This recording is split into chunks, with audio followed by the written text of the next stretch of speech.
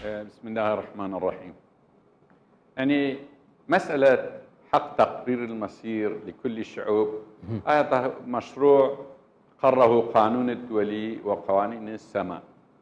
يعني قرارات الدولية يستند يعني قرار 1514 ومادة الثانية ومادة الأولى ومادة 55 من ميثاق الأمم المتحدة وقرارات أخرى كثيرة، لكن يحتاج إلى تهيئ وتبني أساس قانوني لذلك، ويعني مراعاة قانون الدولي والسياسة الدولية مهمة جدا لهذه الخطوة.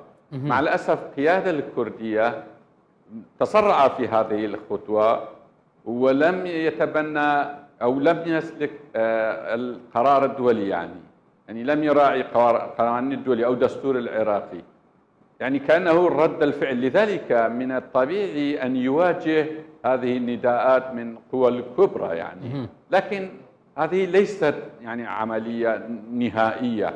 يعني القوى الكبرى أو آراء القوى الكبرى يؤيد حق التقرير، لكن يقول أن ليست آن الأوان لهذه لأن المشاكل كثيرة. ونفس الموضوع يعني سيد العبادي أيضا يقر بأن لكل الشعوب حقه في تقرير مصيري، لكنه يحتاج إلى وقت معين واتفاق، وإقليم كردستان لا يستطيع بدون بغداد إعلان عن هذا الحق في جانب نعم واحد. صحيح سيد مسعود عبد الخالق. وفق القانون الدولي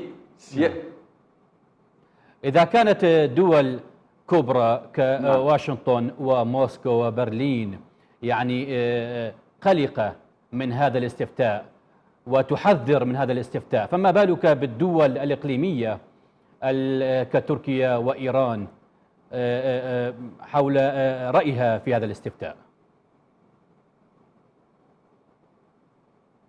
يعني أنا حبيت أن أنفصل بين القرار الأحزاب من جهة وحق التقرير المصير حق طبيعي من جهة أخرى. القرار الأحزاب الكردية أنا أتوقع خطأ في هذا الوقت، لأن كما تفضلت به ما دام القوى الكبرى هكذا مواقفهم، لابد أن يكون مواقف الدول الإقليمية أكثر ردة فعلا ومؤلمة أحيانا يعني. لكن القيادات الكردية يقولون بأن الاستفتاء ليس بالضروري إعلان الدولة الكردية وراء، لا، ربما هذه يعني اختيار ورقة ضغط على بغداد لكي يكون علاقة الإقليم بالبغداد علاقة وفق اتفاقيات المبرمة ووفق قانون يعني متين يعني أو هروبا إلى الوراء يعني في سبيل ضمان أنفسهم في سبيل ما وراء داعش أن لا يكون هناك تهديد على إقليم كردستان.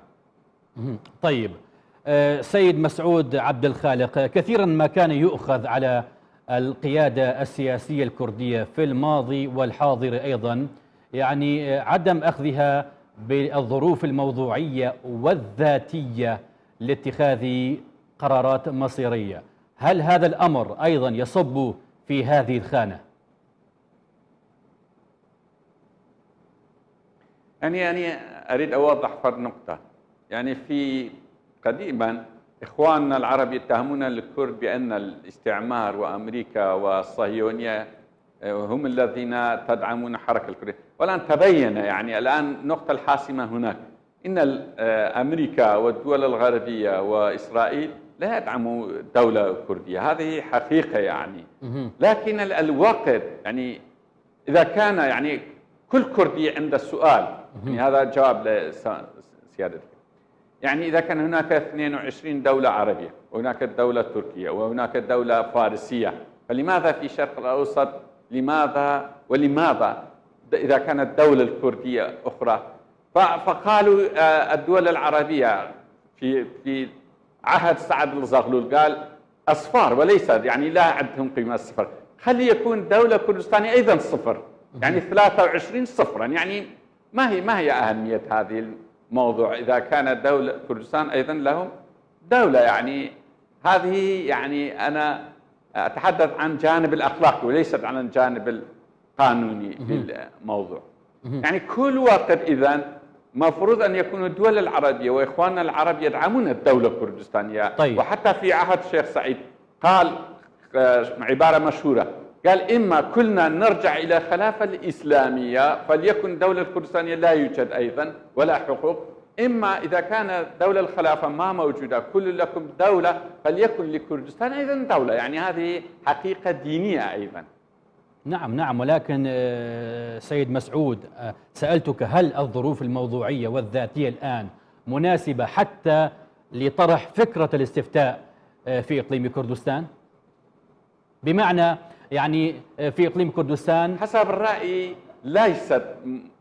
نعم، في إقليم كردستان نحن الآن نشهد يعني أوضاعا اقتصادية متردية جدا، وهناك خلافات كردية، وكذلك يعني البرلمان معطل، وهناك أحزاب كردية تطالب بتفعيل البرلمان وحل المشاكل قبل الخوض في إجراء الاستفتاء. ما قولكم أنتم كمحللين ومختصين في السياسة الدولية؟ يعني هذا صحيح. يعني لماذا الكردستان الآن انقسم إلى مدرستين؟ مدرسة يقودها الأخ مسعود البارزاني رئيس الإقليم وحزب الديمقراطي الكردستاني، قال لا نستطيع التوقف عن كل هذه المشاكل، بعد تأسيس الدولة نحل هذه المشاكل. يعني هذه رأي. أما الرأي الثاني يقودها حركة تغيير وحركات الإسلامية والشخصيات وأهل القانون، يقولون لا، الدولة بناء يحتاج إلى بناء ووحدة وتهيؤ للظروف، ويعني تهيئ ظروف اقتصادية وسياسية وقانونية أحيانا إدارية. وحتى مع العراق، إذا كان العراق يكون دولة يعني جيدة ويلتزم بالقوانين والاتفاقيات وبالدستور، يعني كثير من يعني أحزاب الكردية والمثقفين يريدون بقاء في العراق، لكن بشرط أن يكون هناك ضمانات وأن لا يكرر عمليات الأنفال والجينوسايد ويعني كل هذه الوقائع الأليمة التي واجهت الكرد. يعني أن يكون ضمانة.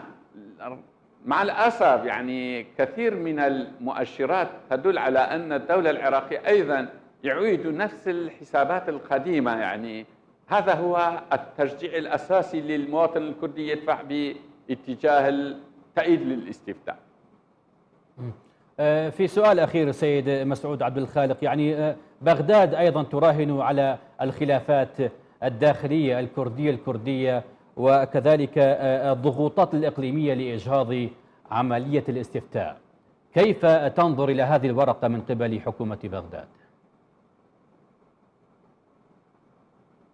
يعني مفروض يعني السيد عبادي أن لا ينتظر يعني أو لا يراهن على خلافات الداخلية وضغوطات الخارجية، لا، أحسن أن يأتي بميثاق جديد يحدد علاقة الإقليم بالعراق، أو يحدد يعني مصير مكونات العراقية جميعا بالعراق الموحد، لكن عبر يعني ميثاق عادل وجيد، أن لا يكون هناك أي قلق لدى مواطن العراقي تجاه مصيرهم، لأن التجارب العراقية ليست هناك أخوية.